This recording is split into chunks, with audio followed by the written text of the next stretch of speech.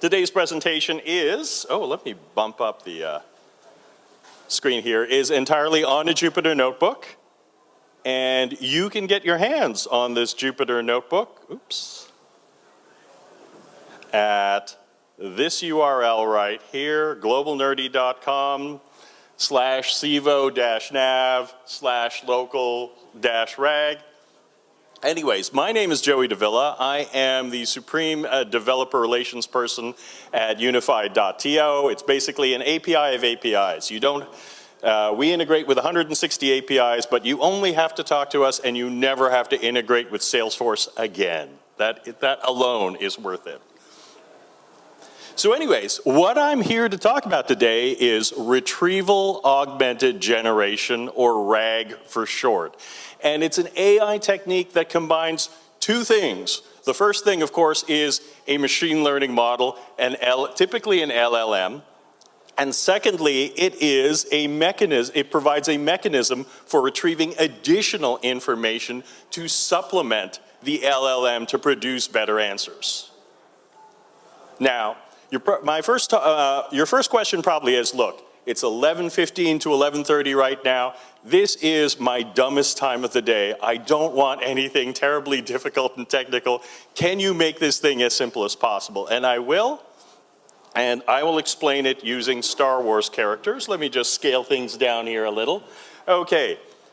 Large language models without retrieval-augmented generation are kind of like this. Luke Skywalker asks C-3PO, who is our LLM, who built you? And C-3PO goes, I know, I suppose Princess Leia did, or maybe one of her mechanics. Those of you who have watched Star Wars know that this is categorically not true, but 3PO doesn't know this, so 3PO does what an LLM does, which is hallucinate, make up some kind of thing that sounds very likely, because that's what LLMs do. They are basically autocomplete on steroids. Now, LLMs with RAG do a slightly different thing, where there is a bit of an intermediary between the LLM and the user. And that intermediary, of course, is some source of external data or computation, combined with the user's own question, gets augmented through an augmentation system represented by Obi-Wan Kenobi there. Then the message gets sent to the LLM, and the LLM produces a more accurate, if somewhat disturbing, answer. Now, the problems that retrieval-augmented generation solves are primarily two things: hallucinations, represented by Jar Jar Binks, and of course, out-of-date info. So the idea basically is, let's bring the LLM up to date and let's provide it with a little more information so that its answers are more accurate or up to date. Now, retrieval-augmented generation was created by this guy. Now, make a note of this. Patrick Lewis, he's part of the team who wrote a 2020 paper called, and I link to it here, and if you download the Jupyter Notebook, you can read it yourself. If you're really good at reading academic papers, warning, there will be math. Anyways, the paper's called Retrieval-Augmented Generation for Knowledge-Intensive NLP Tasks, and it is basically the standard paper right now for how RAG should work. And what I'm going to do is, rather than drown you in math, I'm going to very quickly explain the underlying principles behind RAG. The first step is to take the external source of documents, the external source of knowledge, and convert it to a standardized text representation. Makes absolute sense. This is basically data cleaning. The next thing that happens is chunking. We take those documents and break them into equal-sized pieces, or, as we say in computer science, chunks. We then take those chunks and perform the embedding process, where we take those chunks of text and turn them into vector representations. For those of you who did not take math, a vector, basically, for the intents and purposes of computer science, is a large array of numbers. Typically, for converting text to some kind of vector, we're basically converting it into an array of about a few thousand numbers, all between the value of 0 and 1, because because as far as anybody is concerned in math, there are only two numbers, 0 and 1, and everything in between, and that's it. That entire process, the cleaning, the chunking, the embedding, is a process called indexing. And if we go back to Star Wars now, this is a closer representation of how RAG works, where basically what we do is we take the user's prompt and we convert that into a vector. And we run a similarity search on our store of vectors from our external data, and we look for the most similar results between the top finds in our vector store and the user's own prompt. And then we feed that, we combine that and feed that to the LLM, and then we get, the LLM typically presents a more accurate answer and provides up-to-date info. So what I'm going to do really quickly is, this is the live code part of the exercise. So this is all Python running in a Jupyter Notebook. I'm going to very quickly run this thing, which lets me create an LLM object. And I'm using a tool called LangChain. LangChain is a fantastic tool. It basically makes working with LLMs a lot easier. And it is fantastic for isolating you from an LLM. So in other words, I can switch the underlying LLM and still talk to it using the same API. So currently I'm using OpenAI, but I can switch it out with something from Hugging Face or any, who knows what other LLMs are out there.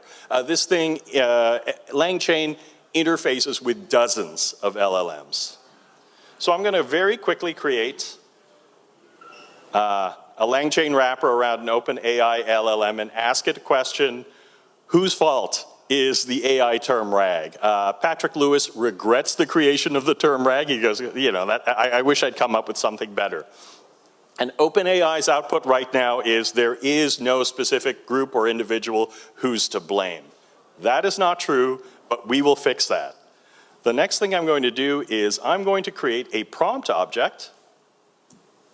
This is going to be a simple prompt object right here. I'm basically telling OpenAI, look, I'm giving it two prompts, basically a system prompt and a user prompt. The user prompt is the user input. The system prompt is basically instructions to the OpenAI to tell it how to act, and we're saying, you are an English to Spanish translator. Translate whatever I input. So I've created that prompt. I'm going to run it now, and I'm going to have it translate this sentence. I'm enjoying this presentation and will tell all my friends about it. Soy disfrutando, et cetera, et cetera. So that is correct, that's working.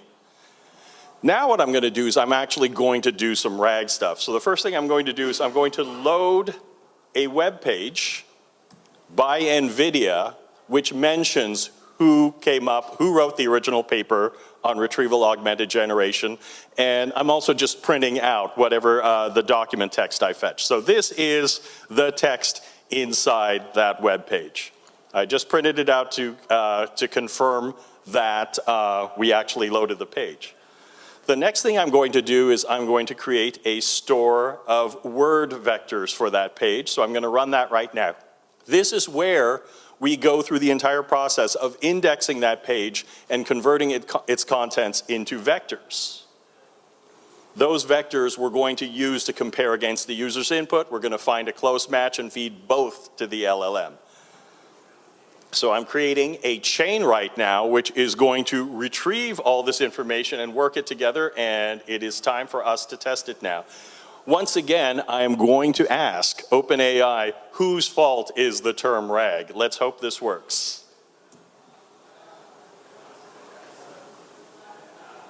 What do we got here? Last time it said there's no way of knowing. This time, because it's been fed the information, it says Patrick Lewis. Okay, I've got one more minute here. I'm going to go very quickly here, and I'm going to ask it. I'm going to ask the same retrieval chain, who's the CEO of Microsoft? And it's going to go, yes, the CEO of Microsoft is Satya Nadella. Actually, that was not expected. What it was supposed to do is go, I don't know. And then I was going to expand it by saying, I was going to expand the parameters and say, look, This time, use the retrieved data and use your own data. And I'm going to run it again. And this time, when I run, who is the CEO of Microsoft, it says, I do not have the ability, it's weird, it's actually gone backwards from what I expected. But note that you can, with RAG, limit the search to only the document you pointed to, or use a mix of its own information plus the documents you pointed to. And anyways, that is my talk, and here are my QR codes, and if there are any questions, fire away.